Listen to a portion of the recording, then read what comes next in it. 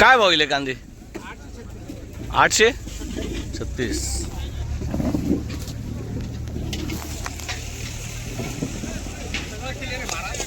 जय जवान आशीर्वाद किसान काय नाही आता रोवून गेलं काय कारण दोन्ही तो शेतकऱ्याचे मारू राहिले कोणी का असे ना आज कांद्यांना तो भाव वाढलाच नाही पण आज रोजी शेतकऱ्यांचे गहू मार्केट भरपूर निघून राहिला जशी मक्याची ठोठावली तशी आज गव्हाची बी ठोठावली माझं एकच म्हणणं आहे की त्यांचा जो पॅकिंगचा माल राहतो त्यांचा भाव हे कमी जास्त करत नाही त्यांची MRP नुसार विकतात गव्हाचं पीठ असो गव्हाने बनलेले जे बी पदार्थ असतील पण आज जर शेतकरी जो गहू निघत आहे मग तुम्ही काय 3000 3200 1700 1800 असं काय होतं बा असं जेव्हा शेतकऱ्यांचा माल जास्त निघतो तेव्हा हे मार्केट का पडतात हां मार्केट पडलं गव्हाचा माल असं कांद्यांचा असतो तुम्ही त्याच्याने जे उत्पन्न निघून राहिले त्याचे रेट कमी करा ना तुम्ही त्याचे पण रेट कमी करा गव्हाचं पीठ जर आज 30 रुपये किलो असेल ते 22-23 रुपये करा जे गव्हाचे याच्याने पीठ पाव बटर जे बनत असतील ते खाऊ घाला ना लोकांना स्वस्तात मस्तचा शेतकरी खाऊ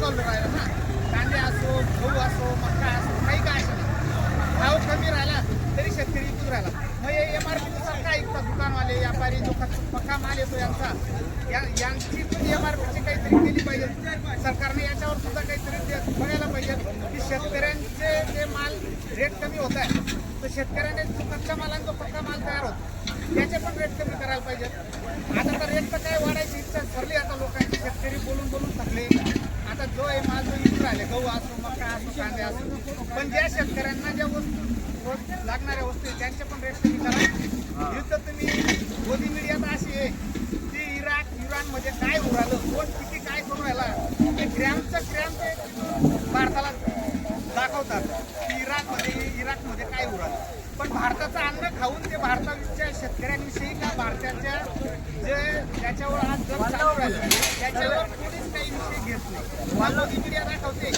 हा कोणी काही दाखवतं माझं एकच म्हणणं आहे मोदी मीडियाला पण तुम्ही विदेशात नाही राहता तुम्ही भारतमध्ये राहता जरा थोडीफार चापलुसी जी भारताच्या शेतकऱ्यांची निदान 5% तुम्ही थोडी करा तुम्ही जे मोदी मीडियाची दलाली करते जी इराणची करते त्यांनी थोडीफार दलाली आमची शेतकऱ्यांची पण करावी आमच्या भावना जरा लोकांपर्यंत दाखवाव्यात या शेतकरी कोणाला इथून देऊन मार्केटात माल आणून राहिला जय जवान फाशी वाढले बसून सर्वांचे ते वाटले पेट्रोलचे दाम वाढले डिझेलचे दाम वाढले तुम्हाला सांगतो तेलचे दाम वाढले सिलेंडरची टाकीला किती हो 800 रुपये जायचे 700 500 त्याच्यात अजून सबसिडी परत यायची आता काही नाही सबसिडीने गेली सर्व गेली आता सिलेंडरचे दाम बघून घ्या तुम्ही तेलचे दाम बघून घ्या पेट्रोलचे दाम बघून घ्या तो सर्व शेतकरीचे माल सोडून तुम्ही बाकी सर्वांचे दाम वाढून गेले पण मात्र हा शेतकऱ्याचे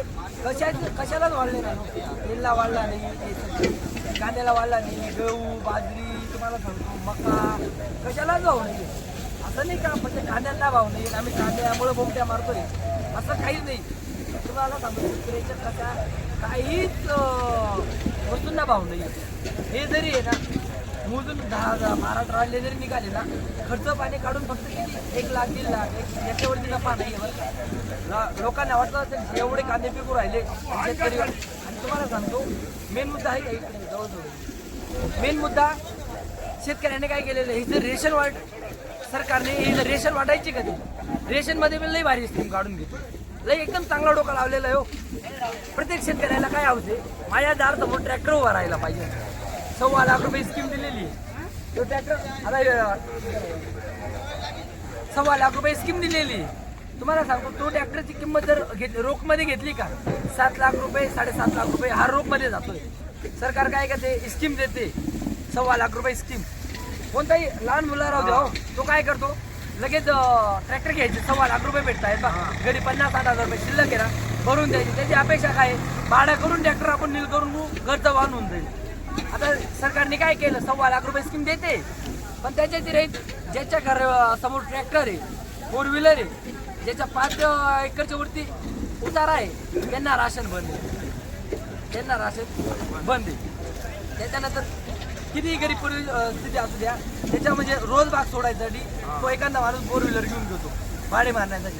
ट्रॅक्टरवाल्या हे नाही का सर्व माणसं श्रीमंत आहेत आणि ट्रॅक्टर घेत आहेत, हा पण किस्सा नाही.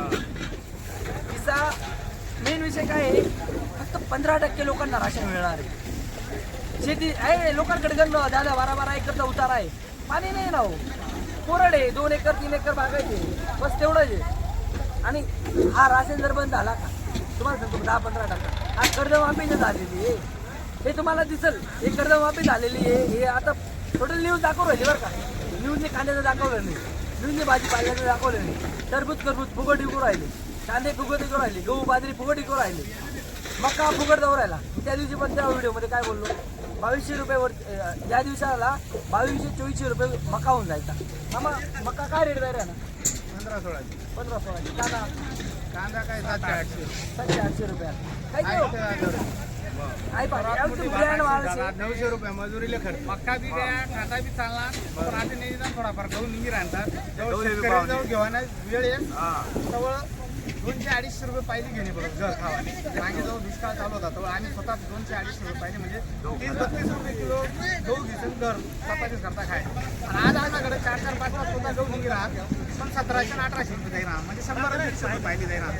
अशा का बरोबर अशा म्हणजे शेतकरी जवळ खाणार असतं सर्व मागा घे खाणं पडत, आणि जवळ शेतकरी एकाले जास्त तो फुकट भाव मग इकडे मोकळं होणं पडत. आणि ही जर कर्जमाफी झालेली आहे का, हे तुम्हाला सांगतो, हे फक्त शेतकरी चुत्या बनवायचे दंगडी चालू. खरं जर पोझिशन बघितली का, आता काय तारीख द्यायची, जून ना, जूनपर्यंत द्यायची. 2 लाख रुपये कर्जमाफी घ्यायला लागते.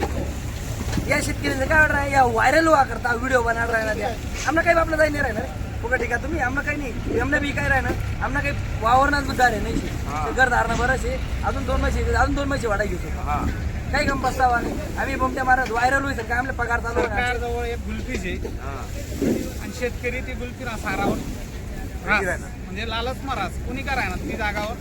आता ते सरकार जो गुल्फीच आहे ना, अहो शेतकरी तोंडपर्यंत घेस, पण तोंड पैसे अजून दुसरीकडे फिरायचेच. या सरकारनं धोरणं शेताच्या कर्जमाफी घ्या, भाव घ्या, निर्यात बंदी घ्या, कोणताही असू द्या. आता शेतकरी मुद्द्यावर बोलायला कोणाजवळ टाईम नाही. आता इराक-इराण युद्ध होणार आहे, आपलं काही का होणार सरकार चांगलं आहे, आपला देश सुरक्षित आहे. आणि युद्ध फिरी संधी मरव तो अशाच फुकट भाव इकडे मरी जाणार. त्यामुळे भारतना शेतकरीचं युद्ध निघत नाही. येणाऱ्या 2-5 वर्षात बिगर युद्धाला शेतकरी किंवा मरी जाणार.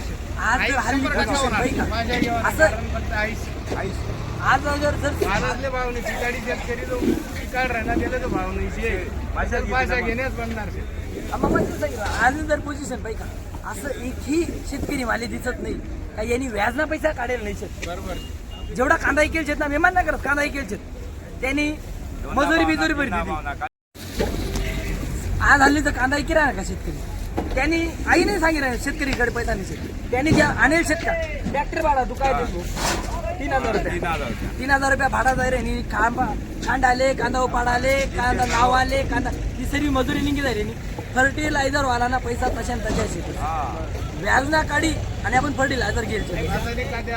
2022 रुपयाला कोणी भेटायला त्यांना पाहिजे, त्यांनी किंमत पाहिजे 2000 रुपये केव्हा ना तुम्ही 1800-2000 रुपये किलो तो होई ना. कर्ज मापू ना किस्सा काय शबायचे अजून गॅस भेटी नाही, गॅस भेटी नाही. तो शेतकरी काय करणार. कर्ज माफीला किस्सा तुमले मोकळा सांगितले. 2 लाख रुपये दिले त्या, त्याने बी काही नेहमी अटे लावती. त्यांना मध्ये 75% उडाली, 75 नाही हो जास्त, फक्त 12% शेतकरी लोक कर्ज माफ होईल. जो रेग्युलर 12-10% सरकारने म्हणजे विनंतीच आहे की तुम्ही निर्णय घेताना जरा चांगला निर्णय घेत जा. शेतकरी थकबाकीदार शे तुम्ही जो रेग्युलर शे त्याला प्रोत्साहन देतस की तू थकबाकीदार होय बा. ज्या लोक रिन्यू करतस ते आपली क्रेडिट वाचवण्याकरता रिन्यू करतस. आणि ज्यातली माहितीच आहे की भविष्यात येणार 2-5 वर्ष आपलं कर्ज माफ होईल, त्या काही गमपस्तावा घेत नाही, त्या कर्ज काढी घेतात, बँकांना नाण टाकी देतात आणि ह्या अशी सुविधा मग 2-5 वर्ष मग बशी जातात. पण बिचारा ज्या गरीब शेतकरी आहेत त्याची इज्जतना धाक राहा किंवा बँकांना ज्या कर्मचारी येतात त्याच्याकडे कर्ज वसुली करा करता, तर त्यांना करता तो दर वर्षाला पीक कर्ज रिन्यू करी घेतो. बरी देतो. पण सरकार जर असा निर्णय घे की रेणूवालाले 50,000 रुपये आणि थकबाकीदाराला पुरा 2 लाख रुपये असून मजूर आजपासून 10 वर्ष पहिले शे का 75% लोकच सिबिल क्लिअर होता. पोझिशन 10-12% होता त्या तडजोडमा भरी दे. आता जे आज मागले 1-2 डाव सरकारने काय कर्ज माफी घ्या ना नक्कीच शेत त्याचे माफ करी देतात. रेग्युलर शेतच का त्याचे 50,000 60,000 एवढा देतात का लोकच पळके घ्या थकबाकीदार होई राहणार त्या थकबाकीदार झाल्यामुळे शे का बँक बी तोटा माझा रे नी शेतकऱ्यांना सिबिल बी खराब होई राहणं. सरकार मोठा आहे का करायनी हो लाडकी बहीण या पैसा कमी कर भाऊ तू शेतकरीला पाठ बांधारा दे ज्यासाठी पाणी नाही शेत पाठ बांधारा दे कमीत कमी शेतकरी नुकसान भरपाई दे ना. आता या कांदा एवढा पिकणार नाही भाव भेटणार. आता या कमीत कमी शेतकरी मी बराच जाऊन नोटीस कर याचा व्हिडिओ शिकत ना आई जर पाहिजे ना पुन्हा 14,000 15,000 16,000 22,000 लोक व्हिडिओ पाहिले ना पुन्हा लाईक जर पाहिजे का लाईक शेअर कमेंट लोक कमेंट करायला डायरेक्ट काय घेतात काय बरं काय घेतात. शेतकरी बी आता भानवर नाही जे गौतमी पाटीलला ज्या व्हिडिओ येतात त्याला दुनियाला लाईक कमेंट येते पण शेतकऱ्यांना विषयावर कोणी काही व्हिडिओ टाका का पैसा रोटी देतो कारण यांना बोलावर काय विवा जाऊ द्या काही भाव नाही 2026 मा जाऊ द्या फुकट भाव कांदा जाऊ द्या मक्का जाऊ द्या मोदी मीडियाचा काही बोलाव नाही पण नाही मोदी मीडियानं कमेंट सांगायला पाहिजे की आई या भावना मुद्दा चांगला व्यवस्थित भाव आहे ना तो मीडिया समोर असा भावले मीडिया समोर होणार का नाही होणार अजून बी होणार सुनार रे दुकानना समोर कांदा फोटो लायचं मोदी मीडिया आणि काही नाही काही माणूस काही घेणं देणं नाही काही माणूस फक्त काय चाली राहणं मार्केट नाही पोझिशन काय शे एवढं जाऊ माणूस रोज 10:30 वाजेले टेलिवूड मी पाहिजे 10:30 वाजेले डायरेक्ट या माणूसचा व्हिडिओ हीच लागतात काही लागतात शेतकरीपर्यंत माहिती भेटायला पाहिजे काय शे नाही शे आज ना भाव ते शेतकऱ्याला कळाले पाहिजे बस बाकी काय शे